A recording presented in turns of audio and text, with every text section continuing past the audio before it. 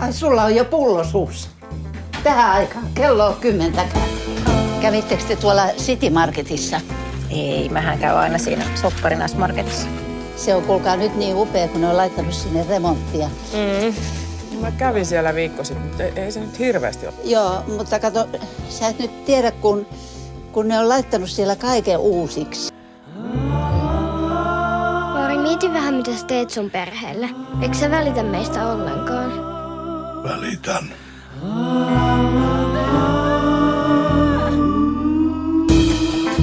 Hei, skoolataanko? Joo. Skool. Ei, nyt skoolataan. Ne mädit. Welcome to Scandinavian Films at the Berlinale. I'm Wendy Mitchell. I'm thrilled to be here with Tia Kuovo, who is the writer-director of Family Time, which is playing in Encounters section, I believe. Yes.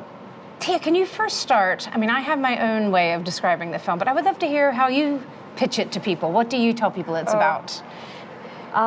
Well, it's a film about a Finnish family who gathers together at the grandparents' place to celebrate Christmas.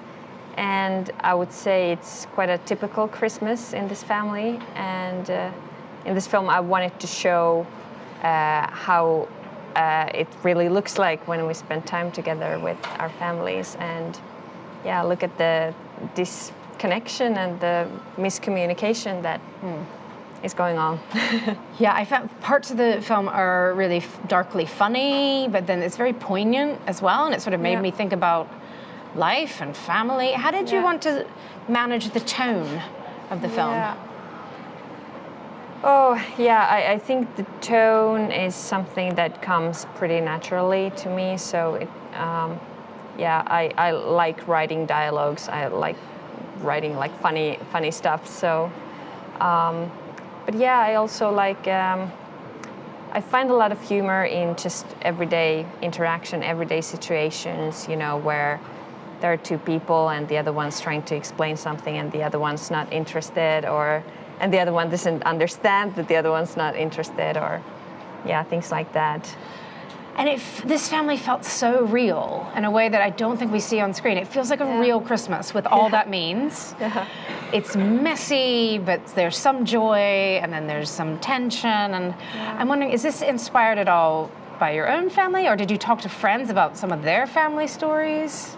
Yeah, I mean, it's definitely is inspired by reality, and like the very first idea for the film came probably like 10 years ago when I was at my grandparents' place a few days after Christmas, and there was this American Christmas movie on, and it struck me how different that depiction was from my reality. So yeah, that's when I got the first idea to like make a film that shows a Christmas as I see it.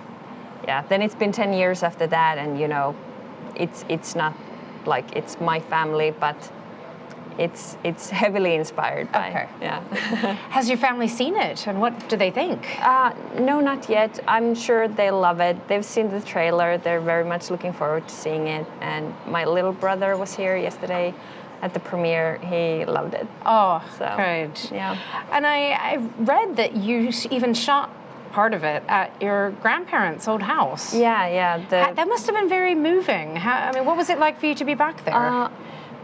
It wasn't actually. I'm not that sentimental. It was just that it was great for me to be able to, because you know we stay a long times in one place. You know we're spending the first hour of the film in this house. So I wanted a location that has a floor plan where we can like put the camera in a lot of different places.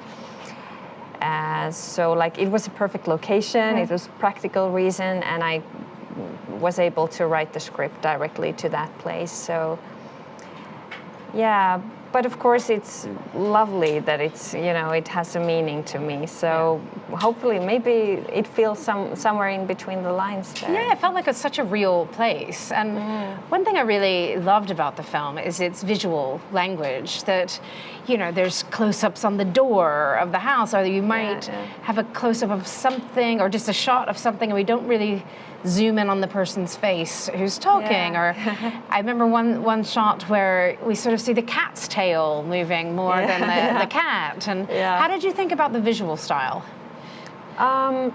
Yeah, well, like what I want to do with the film is also look critically at our behavior. So I'm not so interested in a close-up on a face. You know, I don't think it's so interesting. Thinking about what I want to achieve. So it's more interesting for me to take a step back and look at what's happening in the room, and both take these people very seriously, but also see how small we actually are. And so it's more about the people in the room than the people themselves. And why, you mentioned that, you know, you remember watching like a shiny, happy Christmas movie from America, and this doesn't feel like a Christmas movie. No. But why did you want to start it at Christmas? Why? And I also like that we're starting with the whole group together, and then we move out to see other lives individually. Yeah, well, I think I wrote the Christmas part first. And then I was thinking like, okay, so what am I actually doing here, and what is the problem here? And then I started writing more because I felt like I want to follow these characters a bit more in order to sort of try to understand them better. And I think we also get to do that in the second part. Like, I think it can also help us to get along better with our families if we, you know, understand that we all have our own problems and challenges in life, and everybody's doing their best, and that's why it's difficult to get along, because we don't really know so much about each other, and we all see things very differently. So it's inevitable that there's conflicts. Yeah. It's a great setting to start us with, and then to move to different places. It must be so exciting with your debut feature to get selected for the Berlinale. And I know this encounter section is really something close to the heart of Carlo Chatrian, the artistic director, and his team of programmers. See, how did it feel to get notified that Family Time was coming here? It was great. I think we were still doing sound editing back then, so it was like I was super busy with that, and but it was of course fantastic. And then we got very busy making the film ready for the festival. So but it's 1 year ago at this time we were still filming, so it's been really fast. So it's great. I love it. Tell us about this premiere in Berlin. What was that moment like for you? Were you nervous, excited? I was mostly excited, not too nervous. It was just so great to get to show it to an audience and all the team members. Yeah.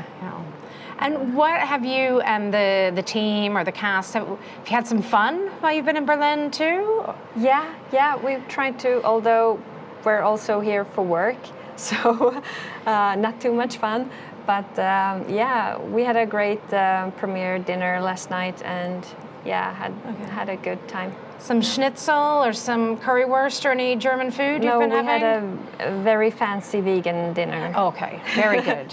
Very, very good. Yes. And what do you hope that an audience, either here in Berlin or later, that an audience can take away from this film? That they would call their parents more often, and when they spend time together with their families, that we would try to make better use of that time. I would love it if people would, like, because of this film, they would start calling their relatives more often. It would be great. This could save the world. No, I think I was thinking about that as well when I was watching it. So, Tia, thank you so much for joining us, and congrats on your Berlinale premiere, and wishing you continued success with the film. Yes, thank you so much. Thank you. Yeah. And thanks to everybody who tuned in.